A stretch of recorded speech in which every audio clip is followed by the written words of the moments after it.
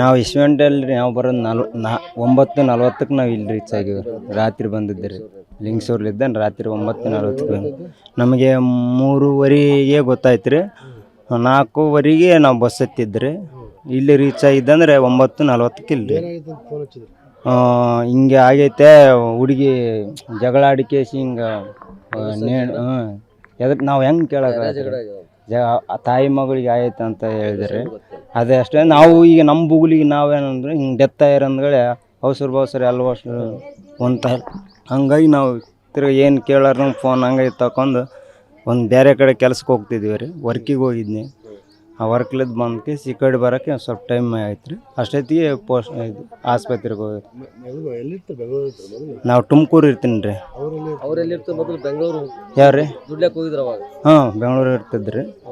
ನಾವು ರೀಸೆಂಟಾಗಿ ಅಂದರೆ 4-5 ವರ್ಷ ಆಯ್ತು ನಮ್ಮ ಅವ್ರು ಹೋಗಿಲ್ಲ ರೀ. ಅವ್ರು ಹ್ಞೂ ರೀ. ಅಮ್ಮ ಅಪ್ಪ ಇಲ್ಲಿದ್ದು ಇಲ್ಲೇ ಇದ್ದಾರೆ. ತಂದೆ ಇಲ್ಲೇ ರೀ. ಇಲ್ಲಿ ಇರ್ಬೇಕಾದ್ರೆ 3 ಹೆಣ್ಮಕ್ಳು ರೀ, 9 ಗಂಡು ಮಗ, ಅವ್ರ ತಾಯಿಯವ್ರು. ತಂದೆ ತೀರ್ಕೊಂಡು ಎಷ್ಟು ವರ್ಷ ಆಯ್ತು? ನಾವು 3 ವರ್ಷ ಆಯ್ತು. ಎಲ್ಲ ದುಡ್ಡು ತಂದಾಕ್ರೆ ಎಲ್ಲ ಮಕ್ಕಳು ದುಡಿತಾರೆ. ಅವ್ರ ಅಮ್ಮನ ದುಡಿತಾಳ್ರಿ.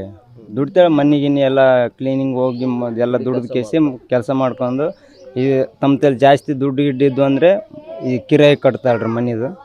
ಅದು ಒಂದಿಷ್ಟು ಮಾಡ್ಕೊತಾರೆ. ತನಗೆ ಒಂದು ಸ್ವಲ್ಪ ಚಟ ಒಂದು ಎಣ್ಣಿದು ಒಂದು ಸ್ವಲ್ಪ ಒಂದಿಷ್ಟು ಎಣ್ಣಿದು ಆವಾಗ ಇತ್ತಂತ್ರಿ.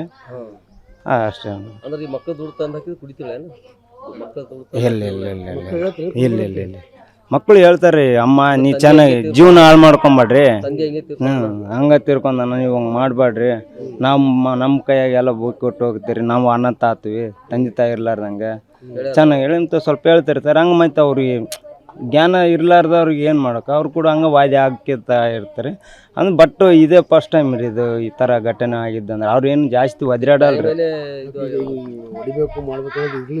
ತಲೆಯಲ್ಲಿ ಇಲ್ರಿ. ಹುಡುಗರಿಗೆ ಬೇಯೋದು ಸ್ವಲ್ಪ ಹಂಗೆ ಒದ್ರಾಡೋದು ಅಷ್ಟು ಜಾಸ್ತಿ ಇದ್ರೆ ಮಕ್ಳಿಗೆ ಜೀವ ಇದ್ದಿಲ್ರಿ. ಅಂದ್ರೆ ಅಷ್ಟು ಹೊಡಿಬೇಕಂಬದು ಹಿಂಗೆ ಹೊಡೆದ ಏನು ಗೊತ್ತಿಲ್ಲ ರೀ. ಅಷ್ಟೇ ನೋಡಿ.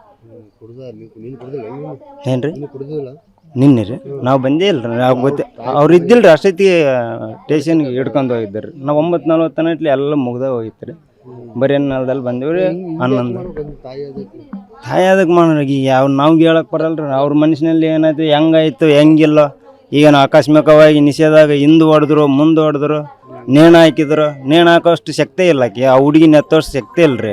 ಒಟ್ಟಿನಲ್ಲಿ ಏನು ಹೊಡೆದ್ರು ಕೈಲಿ ಹೊಡೆದಿರ್ಬೋದು ರೀ. ನಾನು ತೊಗೊಂಡು ಆಕಸ್ಮಿಕವಾಗಿ ಸಣ್ಣ ಚಿಕ್ಕ ಹುಡುಗರು ಒಂದು ಇಮ್ಮಿದ್ಲಿಗೆ ಹೊಡೆದ್ರೆ ಸ್ಪಾಟಲ್ಲಿ ಆಗುತ್ತವ್ರು ಒಂದೊಂದು ಅಕಸ್ಮಾತ್.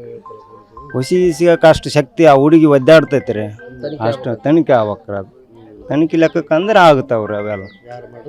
ಯಾರಿಗೆ ಮಾಡಿದ್ರೆ ಗೊತ್ತಾಗ್ತು. ಈಗ ಕೇಸ್ ಬೇರೆ ಮಾಡಿದಾರು ನಾವು ಅಲ್ರಿ, ನಮ್ಮ ಮನೆಯವ್ರು ಯಾರು ಮಾಡಿಲ್ರಿ ಕೇಸನ್ನು. ನಮಗೇನು ಯಾರು ನಿಂತರ ಮಾಡಿವಂತ ಓಣ್ಯಾಳರನ್ನು ಹೇಳಿಲ್ರಿ.